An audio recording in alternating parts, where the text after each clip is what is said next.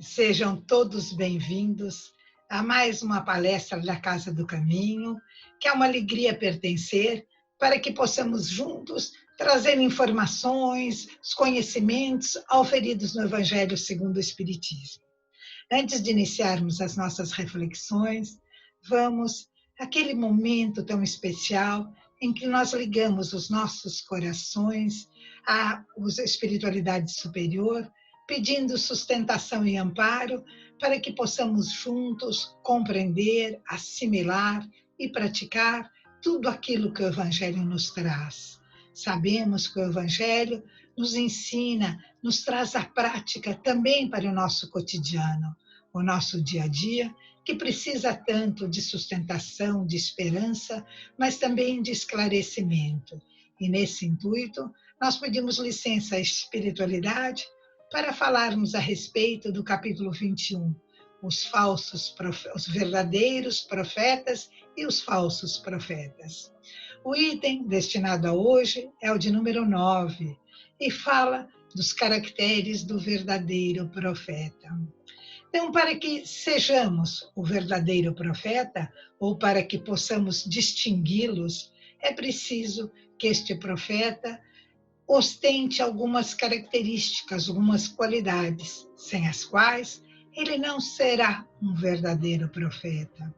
E a importância daquilo que nós recebemos como uma profecia, isto é, como uma lição que vai nos auxiliando a abrir os olhos, abrir a mente e compreender coisas que ainda não estariam no nosso alcance se não tivéssemos essas mensagens, é de tal grau de importância que todo o capítulo se dedica a esclarecer esta importância e o que devemos fazer para reconhecê-los, os verdadeiros dos falsos, distingui-los, e também o que fazer quando nos deparamos com uma notícia, com um falso profeta.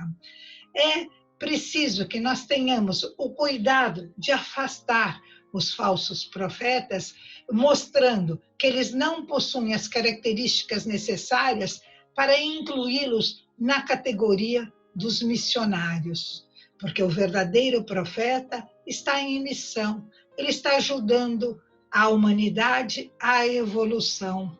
E nós recebemos essas informações que vêm dos espíritos superiores com muita alegria, porque nos direcionam, acalentam o nosso coração e trazem para nós a esperança.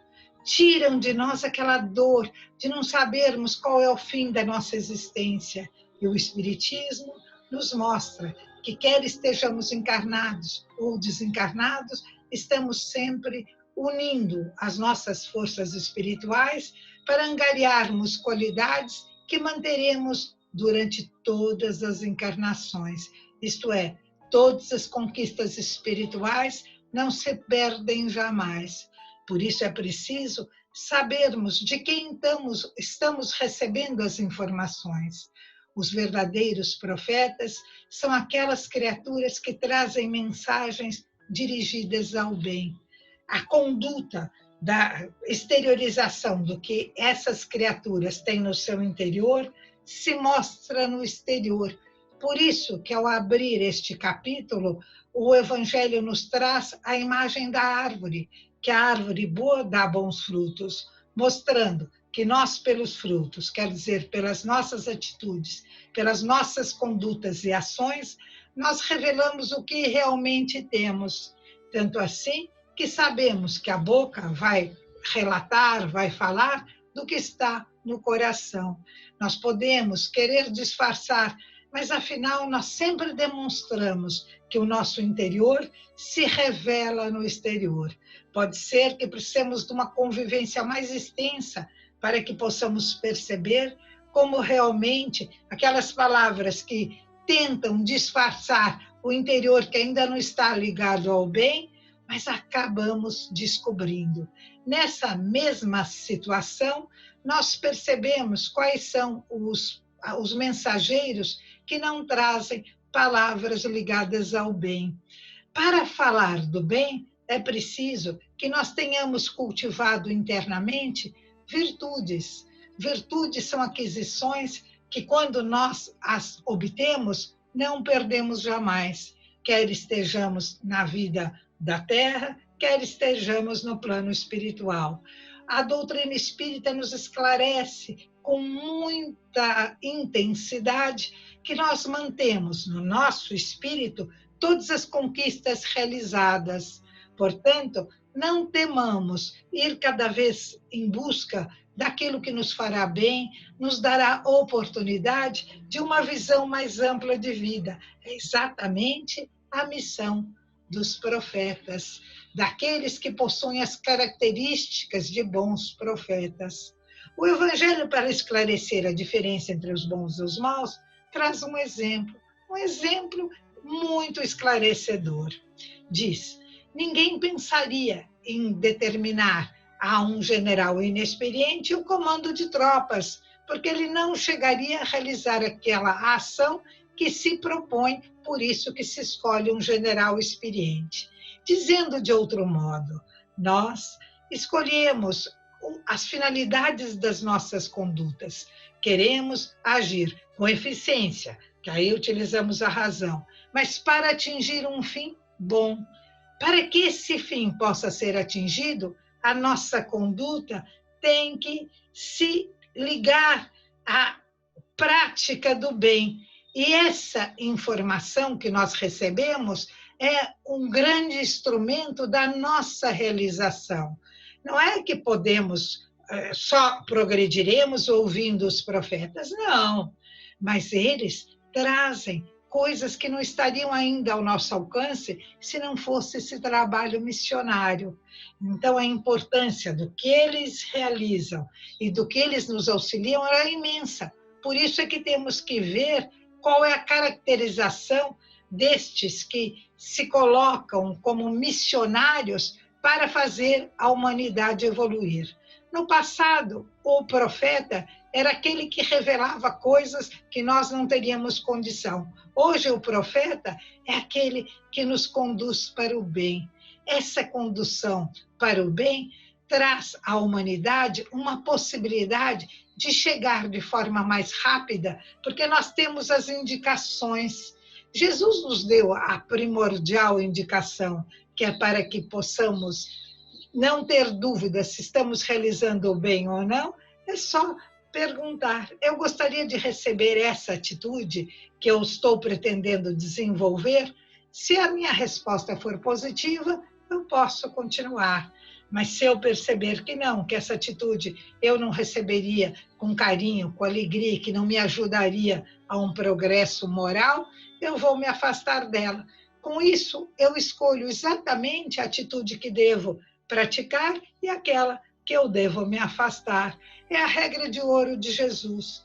Esse mesmo critério nós podemos colocar para analisar aquilo que ouvimos do missionário, daquele que já palmilhou os caminhos do aprendizado, da inteligência, da fé, da ligação entre fé e razão, daquilo que torna o mundo muito firme, esclarecido para que possamos prosseguir na nossa atitude. Por isso que é preciso experiência, conhecimento para a condução do fim a que nos propomos. Mas o Evangelho também nos relata que o profeta, cuja característica é se ligar ao bem, que não é orgulhoso, que procura cultivar as virtudes da simplicidade, do amor, da inteligência, da coerência em seus atos visados ao bem, ele também não sabe que ele é o profeta. Essa situação de que ele está trazendo uma coisa tão boa e tão nova vem daqueles que estão à sua volta. A sua forma de agir não é de se diferenciar dos demais, não. Ele continua a sua vida na normalidade, mas os que estão à volta percebem que ele está trazendo coisas que nos incentivam para o bem.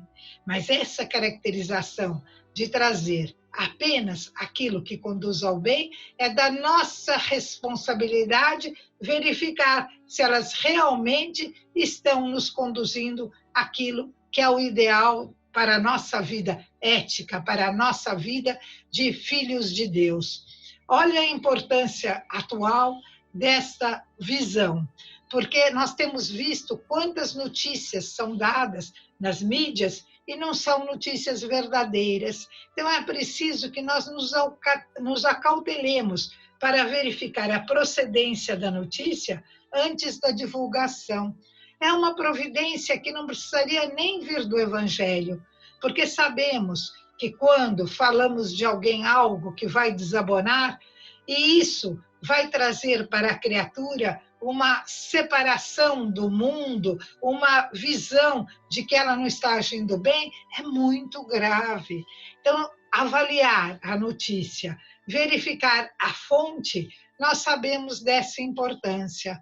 Mas muitas vezes nós gostamos daquilo que nós vemos trazido por um espírito, que às vezes toma o nome de uma pessoa que foi distinta na sociedade, que ela se distinguiu pelos atos praticados, que se tornou uma pessoa de grande valor. O próprio nome já induz ao nosso respeito, ao nosso carinho, mas não basta, porque quantos são aqueles que tomam o nome, mas infelizmente não têm as mesmas condições que aquela criatura cujo nome nós estamos utilizando ostentava enquanto estava conosco. Então, a importância da missão do profeta, das características dele, trazer do seu coração a possibilidade de captar aquilo que vem direcionado ao bem, é da maior gravidade. Isso que justifica todo um capítulo do Evangelho segundo o Espiritismo, tratando desse assunto. Sabemos que cada capítulo vai cuidar de um tema que vai promovendo a nossa maturidade espiritual. E agora, no capítulo 21, que já passamos por 20 anteriores, nós temos a condição de saber qual é a nossa responsabilidade para analisar a conduta do outro, para percebermos se quando formos reproduzir aquilo que ouvimos, aquilo que aprendemos, ou até que lemos, porque são várias as formas pelas quais nós captamos a mensagem daqueles que nos trazem coisas que nós não conheceríamos se não fosse a mensagem, nós temos a condição de separar, de perceber se aquilo deve ser afastado da nossa existência ou se deve ser reproduzido, porque nos traz a noção do bem, a noção da busca da bem-aventurança, que é aprender pouco a pouco tudo aquilo que Jesus nos ensinou, e outras doutrinas também nos ensinam o bem. Estamos falando de Jesus porque o nosso evangelho está baseado em seus ensinamentos. Mas para ser bom, não precisamos estar ligados a uma religião. Talvez seja mais fácil, mas não é necessário, porque é o bem, é a prática do bem, é combinar aquilo que nós elegemos para a nossa vida, a cada dia voltada para o bem, com aquilo que nós realmente fazemos. Procuremos, então, ser uma árvore que frutifica trazendo bons frutos, para que todos, ao se acercar de cada um de nós, possa dizer: que bom que eu pude aprender.